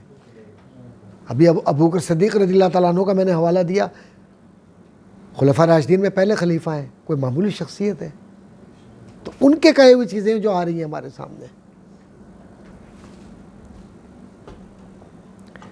حضرت داؤد بن ہند سخت بیمار ہو گئے تو انہوں نے دیکھا کہ ایک بڑے سر والا، چوڑے کندھے والا، جیسے کوئی ایک بہت مضبوط قوم کا فرد آ رہا ہو، تو میں نے اس کو دیکھ کر پڑھا انا للہ و انا الیہ راجعون۔ تو اس نے کہا کہ کیا مجھے مارنا چاہتے ہو؟ کیا میں نے کفر کیا ہے؟ کیونکہ میں نے سنا ہے کہ کافر کی روح ایک کالے رنگ کا فرشتہ نکالتا ہے۔ ابھی یہ کہہ ہی رہا تھا کہ اچانک میری گھر کی چھت پھٹی اور میں نے آسمان کی طرف دیکھا، ایک سفید لباس والا شخص میری طرف میرے گھر میں اتر رہا ہے، اور اس کے بعد دوسرا بھی اتر آیا، اور ان دونوں نے اس سیاہ رنگ والے کو سخت غصے سے پکارا تو وہ دور بھاگ گیا، اور دور ہی سے دیکھ کر کہنے لگا وہ سفید لباس والے جو لوگ ہیں، یہ یعنی یہ جو کالے لباس والا تھا، کالی شکل والا تھا، ڈراؤنا تھا، اس نے دیکھ کر کہا یہ سفید لباس والے کون ہیں؟ تو یہ سفید لباس والوں نے جواباً اس کو ڈانٹنا شروع کر دیا. تو وہ سفید لباس والے ایک سر کی طرف اور دوسرا پاؤں کی طرف میرے بیٹھ گیا.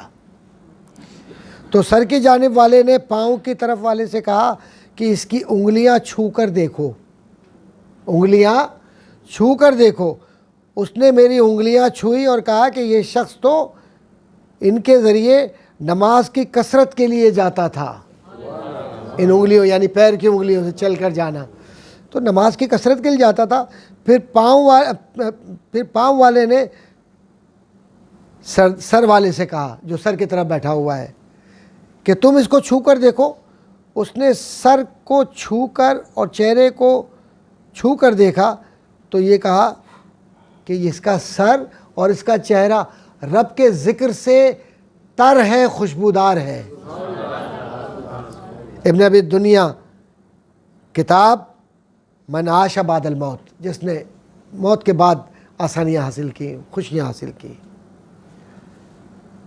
ابن قلابہ رحمۃ اللہ تعالیٰ علیہ سے کہتے ہیں کہ میرا ایک بھتیجا تھا، وہ گناہ کرنے میں مصروف رہتا تھا. جب اس کی موت کا وقت قریب آ گیا تو اس کے پاس 2 سفید رنگ کے پرندے آئے.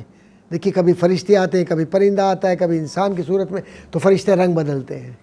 اب اس پر جو مسئلہ نکلتا ہے ابھی میں اس پر بات نہیں کروں گا، بہت تفصیلی ہو جائے گی. تو بس اتنا سمجھ لیں کہ فرشتے میں طاقت ہے کہ وہ ہر رنگ بدلتا ہے. کبھی پرندہ بن رہا ہے، کبھی انسان بن رہا ہے. اور دوسرا جو کالے رنگ کا آ رہا ہے وہ بھی فرشتہ ہی ہے، رنگ بدل کے آ رہا ہے. تو 2 سفید رنگ کے پرندے آئے جو کہ گدھ کی طرح تھے، گدھ، اور گھر کے روشن دان میں بیٹھ گئے. روشن دان پرانے زمانے میں بھی ان کو کیا پتہ بچوں کو روشن دان، اب میں سمجھاؤں آدھے گھنٹے تک. روشن دان وہ چھت ہوتی ہے نا، چھت، بس یہ سمجھو چھت کے اندر ایک ونڈو لگا دیتے ہیں، لیکن ایسے ونڈو اٹھی ہوئی ہوتی ہے، اس سے ہوا اندر آتی ہے. اس کو روشن دان کہتے ہیں، روشنی بھی آتی ہے اس لیے روشن دان. بیٹھ گئے اس کے اندر. ایک پرندے نے دوسرے سے کہا کہ اتر کر دیکھو. اس نے اپنی چونچ مردے کے پیٹ میں داخل کر دی. ایسے پیٹ کے اندر جو مردہ مرا ہوا ہے اس کے پیٹ میں اپنی چونچ یوں کر کے سیدھے اندر ڈال دی. ابو قلابہ کہتے ہیں کہ یہ سب کچھ میں اپنی آنکھوں سے دیکھ رہا تھا. ابھی وہ یعنی ان کے نزدیک مردہ ہی ہے وہ، کیونکہ لسٹ کے اندر مردہ ہے وہ، چاہے وہ زندہ ہو. لوگ سمجھ رہے زندہ ہے، وہ مردہ ہی ہے ان کی لسٹ میں، تو وہ مردہ ہی ٹریٹ کر کے پیٹ میں ڈال رہے ہیں چونچ ہے وہ. یہ سب کچھ میں دیکھ رہا تھا اپنی آنکھوں سے. پھر اس نے کہا اللہ اکبر، اے میرے ساتھی نیچے اتر آؤ، کیونکہ اس کے پیٹ میں تسبیح دیکھی ہے میں نے. یہ تو تسبیح کرتا تھا، کہتا ہے اللہ اللہ اللہ کہتے ہیں نا. تو اس کا زور کہاں پر آتا ہے وسیم بھائی؟ کہاں پر آتا ہے اس کا؟ پیٹ پہ آتا ہے نا. جب آپ کہتے ہیں، آپ نے کہا اللہ اکبر لا الہ الا اللہ واللہ اکبر وللہ الحمد، تسبیح کر رہے ہیں نا. کہاں کر رہے ہیں؟ کعبے میں. زور کہاں آ رہا ہے؟ پیٹ پر. گھر میں کہہ رہے ہیں اللہ لا الہ الا ہو، اللہ کا نام لے رہے ہیں، اسماء الحسنی پڑھ رہے ہیں. تو زور کہاں آ رہا ہے؟ پیٹ پر آ رہا ہے. تو کہا اس کے پیٹ میں تو تسبیح ہے بھائی، اس سے تو اتنا عبادت کی ہے کہ اس کے پیٹ کے اندر اللہ کا کلام، اللہ کا ذکر بھرا ہوا ہے. ہاں، تو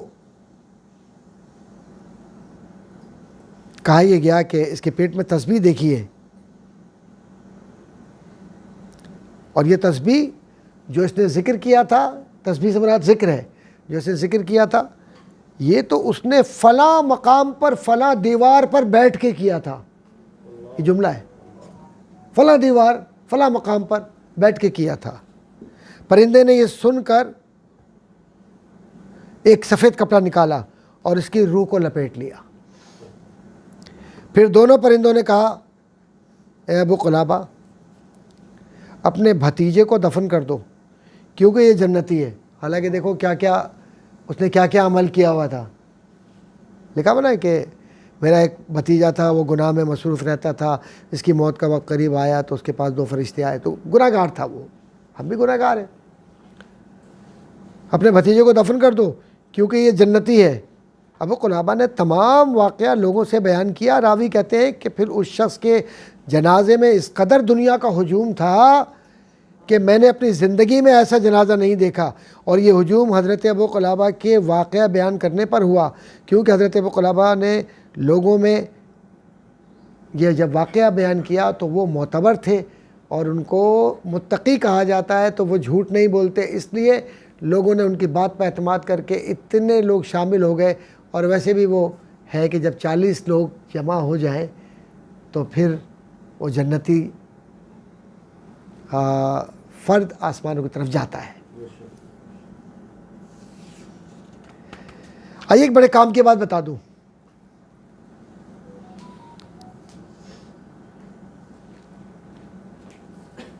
روایت یہی ہے، پوری روایت یہی ہے تقریباً۔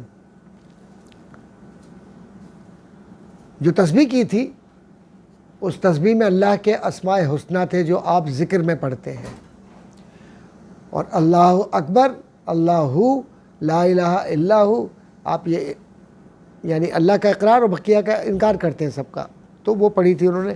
اس تسبیح کی وجہ سے اللہ تبارک و تعالیٰ نے ان کو، اس شخص کو جو گناہگار تھا، جنت عطا فرما دی۔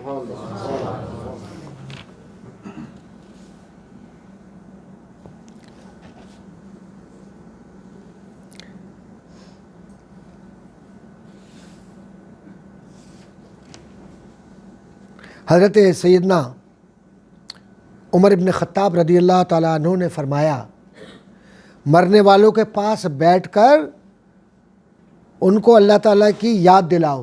ارے اب یہ کیسے؟ یہ تو بڑی عجیب بات ہے۔ عمر ابن خطاب رضی اللہ تعالیٰ عنہ نے یہ کیسے کہہ دیا؟ مرنے والے کے پاس بیٹھ کر اس کو اللہ کی یاد دلاؤ، وہ تو مر گیا۔ ارے جب وہ مر گیا تو ابھی اللہ کی کیا یاد دلاؤ گے بھائی؟ غلط تو نہیں کہہ رہا ہوں؟ تو مر گیا نا، اب سائنس نہیں ہے، اب پھر کہے کے لیے اللہ کو یاد دلا رہا۔ تو عمر ابن خطاب نے کیوں فرمایا؟ فلسفہ کیا اس کے اندر؟ ابھی سمجھاؤں گا۔ مرنے والوں کے پاس بیٹھ کر ان کو اللہ تعالیٰ کی یاد دلاؤ۔ میں پوچھتا ہوں آپ سے کہ جو مرنے والا مر گیا، حضرت عمر ابن خطاب کے حکم کے مطابق اللہ کی یاد دلانی ہے، تو اللہ کی یاد کیسے دلاؤ گے؟ کیسے دلاؤ گے؟ قرآن پڑھ کر۔ اللہ کی یاد دلاؤ گے کیسے؟ کلمہ طیبہ پڑھ کر۔ اللہ کی یاد دلاؤ گے تسبیح و تحلیل کر کے، یہی ہوگا نا بھائی، ذکر کر کے۔ تو اس کا مطلب یہ ہوا کہ ہمیں اپنے مردوں کے قریب بیٹھ کر قرآن پڑھنا عمر ابن خطاب کی سنت ہے، جو انہوں نے حضور اکرم صلی اللہ علیہ وآلہ وسلم سے سیکھی ہے۔ تو نہ یہ کوئی بدعت ہے، نہ کوئی گناہ ہے، نہ کوئی شرک ہے، کیونکہ میرے عمر رضی اللہ تعالیٰ عنہ نے کیا تو ہم تو ان کو فالو کرتے ہیں۔ عمر ابن خطاب کے غلاموں میں ہم۔ اب حضرت عمر فرماتے ہیں، جملہ سن لیجئے پورا، اب پورا جملہ سن لیجئے۔ حضرت عمر ابن خطاب فرماتے ہیں رضی اللہ تعالیٰ عنہ، مرنے والوں کے پاس بیٹھ کر ان کو اللہ تعالیٰ کی یاد دلاؤ، کیونکہ وہ ایسی چیزیں دیکھتے ہیں جو تم نہیں دیکھتے ہو۔ تو عام مردے کی اگر یہ طاقت ہے کہ وہ ایسی چیزیں دیکھتا ہے جو تم نہیں دیکھتے، تو جو اللہ کے دوست ہیں اولیاء اللہ اور جو اللہ کا نبی ہے وہ کیا دیکھتا ہوگا؟ میرے عمر ابن خطاب کی بات سے تو یہی بات میں سمجھ پایا ہوں، یا کوئی اور بات نکلتی ہے تو آپ لوگ بتا دیں مجھے، آپ لوگ بتا دیں بھائی۔ میرے پاس تو سادہ سی یہی بات آتی ہے کہ جب مردے کے پاس بیٹھو، کیونکہ وہ ایسی چیزیں دیکھتا ہے جو دوسرے نہیں دیکھتے، تو اس کا مطلب یہ ہوا کہ ایک عام مردہ وہ چیزیں دیکھ لیتا ہے، تو میرا نبی اور میرے نبی کے امتی متقی ہیں، نیک ہیں، پرہیزگار ہیں، نمازیں پڑھنے والے ہیں، قرآن پر جان دینے والے، وہ کیا کچھ نہیں دیکھتے ہوں گے؟ اللہ کیا نہیں دکھاتا ہوگا انہیں؟ تو پتہ چلا کہ یہ اللہ والوں کی تجہیز و تکفین میں، یا ان کے نماز جنازے میں جانا، یا ان کو کندھا دینا، اپنی آخرت ٹھیک کرنا ہے، کیونکہ کل قیامت کے دن یہ اللہ والے گواہی دیں گے۔ حضرت عمر فاروق رضی اللہ تعالیٰ عنہ نے فرمایا، اب ایک اور آ گیا ہے، سعید بن منصور اور دوسری اور بھی راوی ہیں اس کے، کہ مرنے والوں کو، سنو بھائی غور سے سنو، اللہ کے بندو غور سے سنو۔ حضرت عمر ابن خطاب رضی اللہ تعالیٰ عنہ نے فرمایا مرنے والوں کو کلمہ طیبہ کی تلقین کرو. جو مر گیا، اب مسئلہ یہ ہو تو مر گیا، اب کلمہ کیوں پڑھ رہے ہو؟ ہم کہتے ہیں نا بھائی قرآن مت پڑھو مردے کے قریب. عمر ابن خطاب کہہ رہے ہیں کہ تلقین کرو، تو یا تم صحیح ہو یا عمر ابن خطاب. تو ہمارے لیے تو ہماری جان قربان ان کے قدموں پر. عمر ابن خطاب ہے، میرے رسول سے سیکھ کر بول رہے ہیں. اپنے گھر سے تو نہیں بولیں گے وہ، نہ ہی وہ نعوذ باللہ من ذالک کوئی بدعت کر سکتے ہیں، نہ کوئی شرک کر سکتے ہیں. ان کا تو کہا ہوا، حضور کا کہا ہوا ہے. ہمارا ایمان ہے خلفاء راشدین پر، ابو بکر صدیق ہو، عمر ابن خطاب ہو، عثمان غنی ہو، حضرت علی ہو، ہمارے سر کا تاج ہے خلفاء راشدین. ان کا کہا ہوا ہمارا ایمان کا حصہ ہے. تو وہ فرماتے ہیں مرنے والوں کو کلمہ طیبہ کی تلقین کرو، اور جو تمہاری تلقین پر عمل کریں تو ان کی باتیں غور سے سنو، کیونکہ ان کی سچی باتیں ہوتی ہیں. یعنی مرنے والے کے سامنے عالم غیب عالم شہادت بن جاتا ہے. اس لیے مرنے والا جو کہے اس کو غور سے سنو. یعنی خواب میں اگر آ کر کوئی اللہ کی بات کرے یا یہ بتلائے کہ مجھ پر عذاب ہو رہا ہے یا مجھ پر ثواب ہو رہا ہے یا میں نے فلاں کو فلاں چیز نیکی کے لیے دی تھی، اللہ نے مجھے اس کے عوض یہ دے دیا، تو پھر اب تم سمجھ لینا کہ وہ شخص آپ کو جنت کا راستہ دکھلا رہا ہے. مرنے کے بعد وہ جو کچھ دیکھ رہا ہے وہ آپ کو بتا رہا ہے.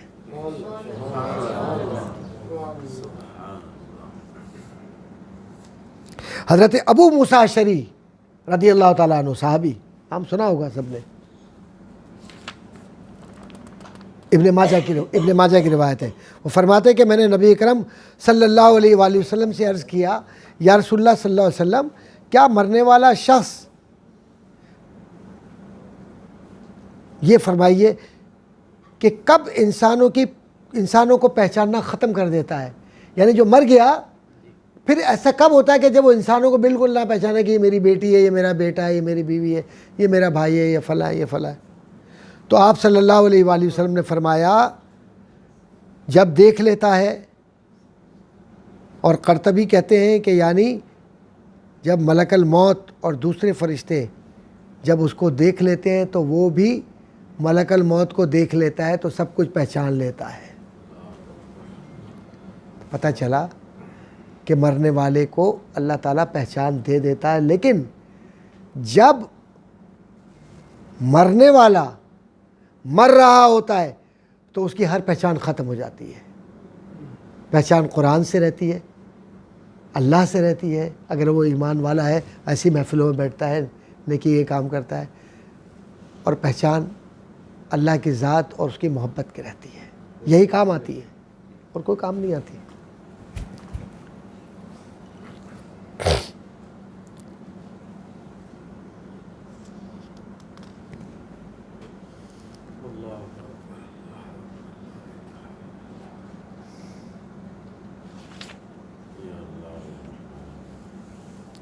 اب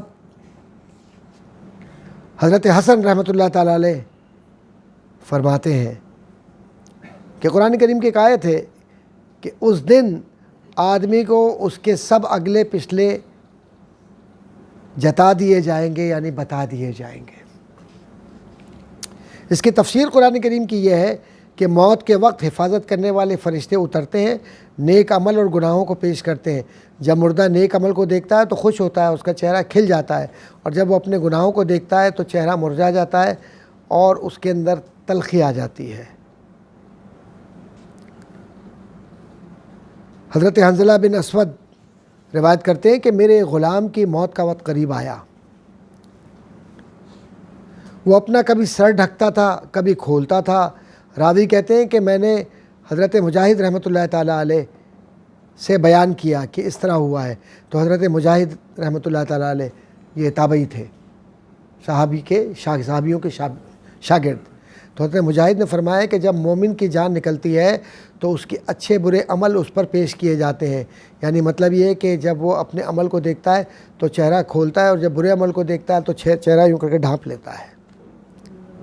حضرت سلمان فارسی رضی اللہ تعالیٰ عنہ سے روایت ہے کہ حضور اکرم صلی اللہ علیہ وآلہ وسلم نے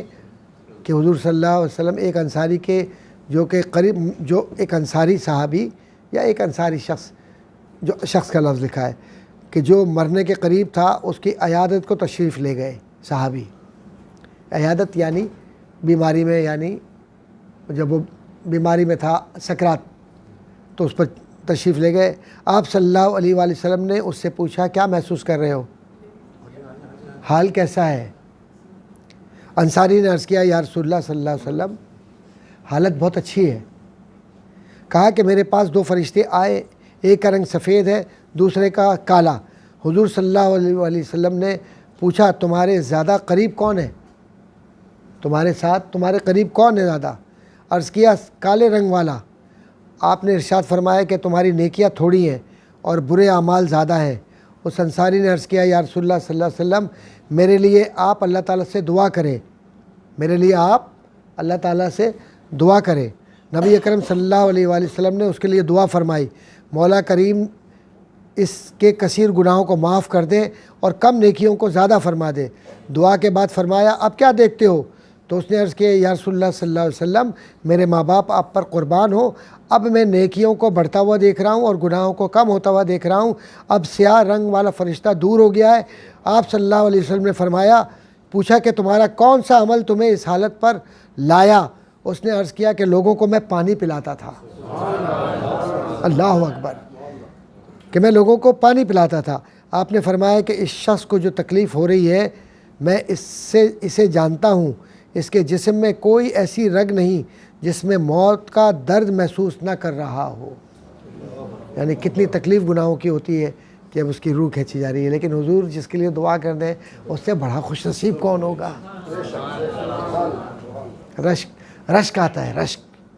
ایسی موت پر بھی رشک آتا ہے کہ جس میں حضور ہوں سامنے. فرشتے کی کیا ہمت ہے کہ حضور کی موجودگی میں ان کے امتی کو کہیں جہنم چل. ہو سکتا ہے کبھی؟ جو وہاں جہنم سے نکالتے ہیں وہ یہاں بھی دعا سے نکالتے ہیں.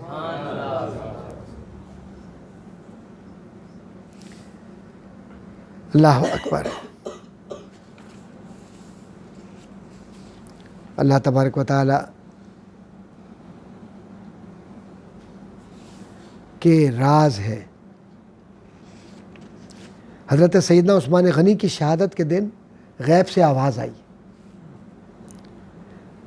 عدی بن حاتم طائی سے روایت ہے کہ میں نے حضرت سیدنا عثمان غنی رضی اللہ تعالیٰ عنہ کی شہادت کے دن ایک آواز سنی، اے ابن عفان، رحمت اور پھولوں کی بشارت قبول ہو، اللہ تعالیٰ سے راضی ہونے کی بشارت قبول ہو، رضوان و مغفرت کی بشارت قبول ہو. حضرت عدی رضی اللہ تعالیٰ عنہ فرماتے ہیں جب میں نے آواز کی طرف توجہ کی تو کوئی نظر نہیں آیا، لیکن آسمانوں سے آواز آ رہی تھی. حضرت حسن بصری رحمۃ اللہ تعالیٰ سے اللہ تعالیٰ کا فرمان فروح و ریحان کی یہ تفسیر بیان فرمائی کہ اللہ تعالیٰ کی قسم یہ بات موت کے وقت سنائی دیتی ہے کہ کون جنتی ہے اور کون جہنمی ہے.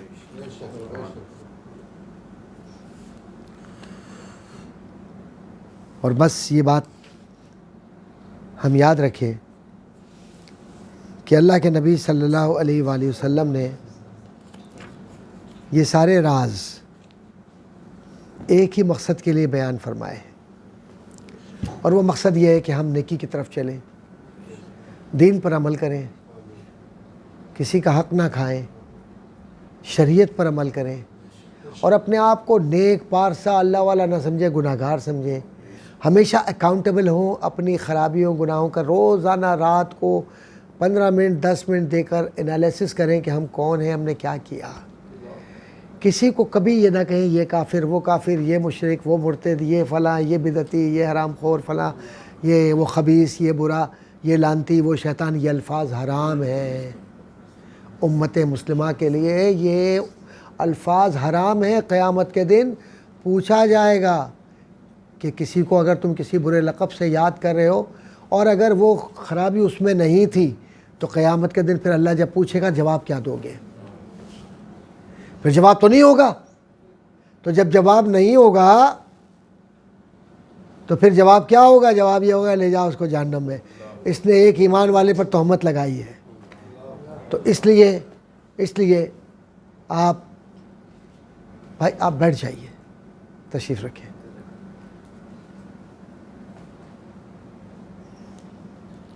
کل قیامت کے دن سوال ہوگا، اور سوال کے اندر سب سے اہم بات کیا ہوگی کہ کس نے کیا کیا۔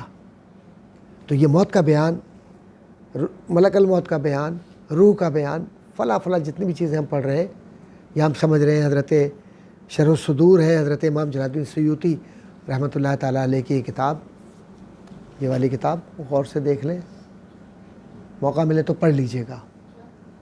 اور اس کتاب میں یہ چیزیں اس لیے جمع کی گئی کہ ہم آخرت کو یاد کریں کہ آخرت کیا ہے، موت کیا ہے، موت کے وقت کیا ہوتا ہے۔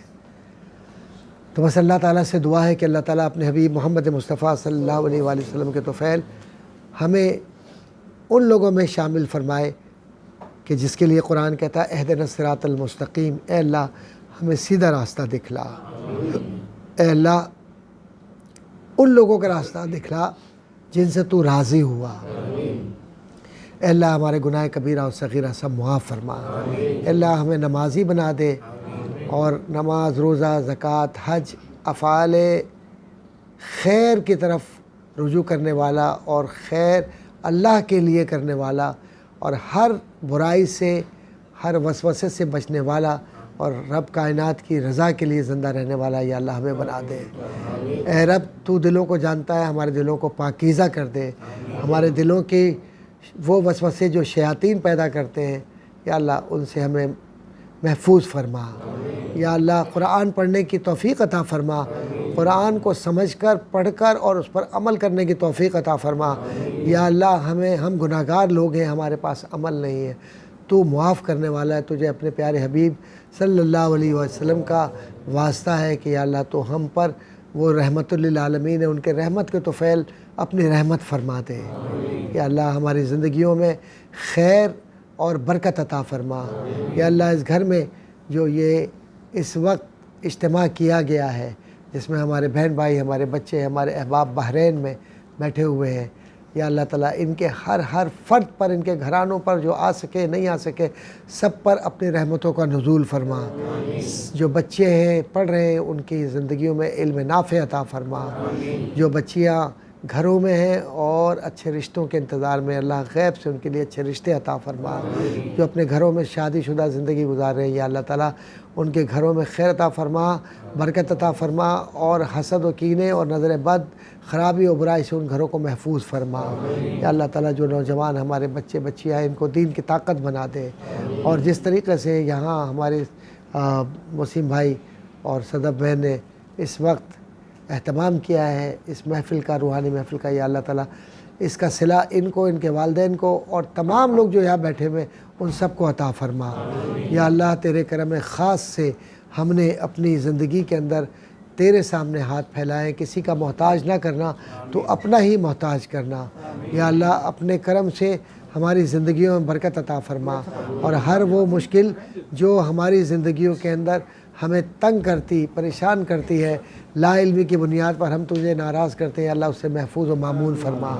اے اللہ تو علیم ہے، خبیر ہے، بصیر ہے، تو سب کچھ جاننے والا ہے، ہم پر رحمتوں کا نزول فرما، اور ہمارے دلوں کو اپنے محبوب مصطفیٰ صلی اللہ علیہ وسلم کی محبت سے معمور فرما دے اور بھر دے، اور ہماری زندگیوں کو آسان فرما دے۔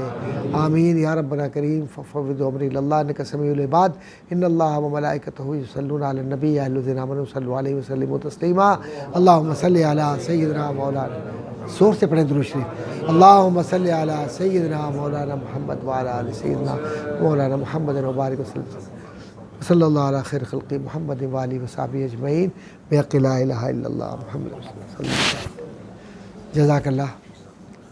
اللہ تعالیٰ آپ لوگوں کو خوشی عطا فرمائے اور صحت و عافیت کے ساتھ رکھے، آمین۔